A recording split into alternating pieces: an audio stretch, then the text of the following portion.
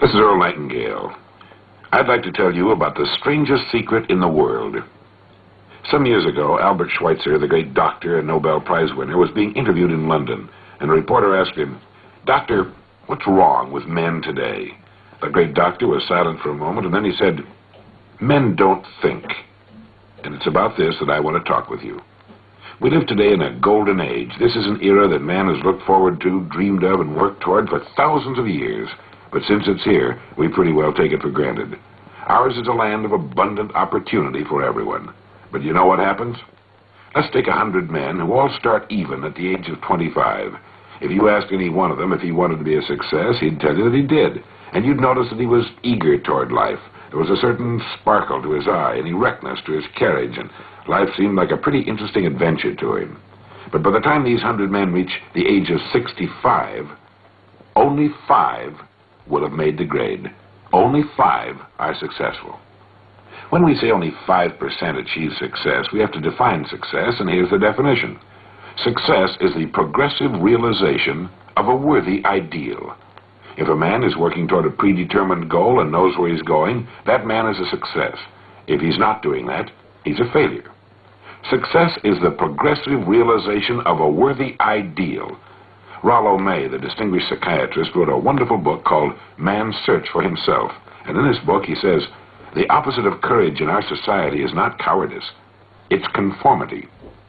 A survey was made one time that covered a lot of men, working men, and these men were asked, "Why do you work? Why do you get up in the morning?" 19 out of 20 had no idea. They simply said, everyone goes to work in the morning, and that's the reason they do it, because everyone else is doing it. And there you have the trouble today. It's conformity. People acting like everyone else without knowing why, without knowing where they're going. Now, we learn to read by the time we're 7. We learn to make a living by the time we're 25. Usually, by that time, we're not only earning a living, we're supporting a family. And yet, by the time they're 65, the great majority hasn't learned how to become financially independent in the richest land that has ever been known. Why? They conform. They're acting like the wrong percentage group, the 95% who don't succeed. Why do these people conform? Well, let's get back to our definition of success. Who succeeds? The only man who succeeds is the man who is progressively realizing a worthy ideal. He's the man who says, I'm going to become this, and then begins to work toward that goal. He succeeds because he knows where he's going. Think of a ship leaving a harbor, and think of it with a complete voyage all mapped out and planned. The captain and crew know exactly where the ship is going and how long it will take. It has a definite goal, and it will reach that goal. Now let's take another ship, just like the first, only let's not put a crew on it, or a captain at the helm. Let's give it no aiming point, no goal, no destination. We just start the engines and let it go. I think you'll agree with me that if it gets out of the harbor at all, it will wind up on some deserted beach, a derelict. It can't go anyplace because it has no destination and no guidance. And it's the same with a human being. I'll tell you who the successful people are. A success is the school teacher who's teaching school because that's what he or she wanted to do.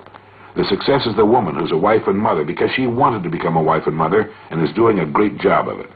The success is the man who runs the corner gas station because that's what he wants to do. The success is the successful salesman who wants to become a top-notch salesman and grow and build with his organization. A success is anyone who is doing deliberately a predetermined job because that's what he decided to do deliberately. But only 1 out of 20 does that. That's why today there really isn't any competition unless we make it for ourselves. Instead of competing, all we have to do is create. For 20 years, I looked for the key which would determine what would happen to a human being. Was there a key, I wanted to know, which would make the future a promise that we could foretell to a large extent? Was there a key that could guarantee a person's becoming successful if he only knew about it and knew how to use it? Well, there is such a key, and I've found it. Here's the key to success, and the key to failure. We become what we think about. Now let me say that again. We become what we think about. Throughout all history, the great wise men and teachers, philosophers and prophets have disagreed with one another on many different things. It's only on this one point that they're in complete and unanimous agreement. Buddha said, all we are is what we've thought about. Marcus Aurelius said, a man's life is what his thoughts make of it. Disraeli said, everything comes if a man will only wait. I've brought myself by long meditation to the conviction that a human being with a settled purpose must accomplish it, and that nothing can resist a will that will stake even existence for its fulfillment. Ralph Waldo Emerson said this, "A man is what he thinks about all day long." William James said, "The greatest discovery of my generation is that human beings can alter their lives by altering their attitudes of mind." And George Bernard Shaw said, "People are always blaming their circumstances for what they are. I don't believe in circumstances. The people who get on in this world are the people who get up and look for the circumstances they want, and if they can't find them, make them." Well, it's pretty apparent, isn't it? We become what we think about. It stands to reason that a person who's thinking about a definite and worthwhile goal is going to reach it, because that's what he's thinking about, and we become what we think about. Conversely, the man who has no goal, who doesn't know where he's going, and whose thoughts must therefore be thoughts of confusion and anxiety and fear and worry, becomes what he thinks about. His life becomes one of frustration, fear, anxiety, and worry. And if he thinks about nothing, he becomes nothing. You see, the human mind is the last great unexplored continent on Earth. It contains riches beyond our wildest dreams. It will return anything we plant in it. Now, you might say, but if that's true, why don't people use their minds more? Why don't they till their fertile mental soil? We have the answer to that, too. Our mind comes as standard equipment at birth. It's free, and things that are given to us for nothing we place little value upon. Things that we pay money for, we value. The paradox is that exactly the reverse is true. Everything that's really worthwhile in life came to us free. Our minds, our souls, our bodies, our hopes, our dreams, our ambitions, our intelligence, our love of our families and children and friends. All these priceless possessions are free. But the things that cost us money are actually very cheap and can be replaced at any time. A good man can be completely wiped out and make another fortune. He can do that several times. Even if our homes burn down, we can rebuild them. But the things we got for nothing, the really valuable possessions, we can never replace. The human mind isn't used merely because we take it for granted. It can do any kind of a job we assign to it, but generally speaking, we use it for little jobs instead of big, important ones. Universities tell us that most of us are operating on about 10% of our abilities. Decide now, what is it you want? Plant your goal in your mind. Give yourself direction and a destination. It's the most important decision you'll ever make in your life. You see, the very law that gives us success is a two-edged sword. We must control our thinking. The same rule that can lead a man to a life of success, wealth, happiness, and all the things he's dreamed of for himself and his family, that very same law can lead him into the gutter. It's all in how he uses it, for good or bad. This is the strangest secret in the world. Remember these words from the Sermon on the Mount, and remember them well. Keep them constantly before you. Ask, and it shall be given you. Seek, and ye shall find. Knock, and it shall be opened unto you.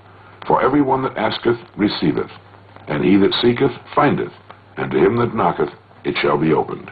It's as marvelous and as simple as that. In fact, it's so simple that in our seemingly complicated world, it's difficult for an adult to understand that all he needs is a purpose and faith. Above all, don't worry. Worry brings fear, and fear is crippling. The only thing that can cause you to worry is trying to do it all yourself. Know that all you have to do is hold your goal before you. Everything else will take care of itself. Remember also to keep calm and cheerful. Don't let petty things annoy you and get you off course. Prosperity is founded upon a law of mutual exchange. Any person who contributes to prosperity must prosper in turn himself. Sometimes the return will not come from those you serve, but it must come to you from someplace, for that's the law. For every action, there is an equal and opposite reaction. There are no exceptions to a law. You can drive down any street in America, and from your car estimate the service that's being rendered by the people living on that street. Had you ever thought of this yardstick before? It's interesting. Once this law is fully understood, any thinking person can tell his own fortune. If he wants more, he must be of more service to those from whom he receives his return. If he wants less, he has only to reduce this service. This is the price you must pay for what you want. If you believe you can enrich yourself by deluding others, you can end only by deluding yourself. It may take some time, but just as surely as you breathe, you will get back what you put out. The prisons and the streets where the lonely walk are filled with people who tried to make new laws just for themselves. We may sometimes avoid the laws of men, but there are greater laws that can't be broken. One time I heard Grove Patterson, the editor-in-chief of the Toledo Daily Blade, make a speech. And as he concluded his speech, he said something that I've never forgotten. He said, "My years in the newspaper business have convinced me of several things. Among them, that people are basically good, and that we came from someplace and we're going someplace. So we should make our time here an exciting adventure. The architect of the universe didn't build a stairway leading nowhere." And the greatest teacher of all, the carpenter from the plains of Galilee, gave us the secret time and time again. As ye believe, so shall it be done unto you.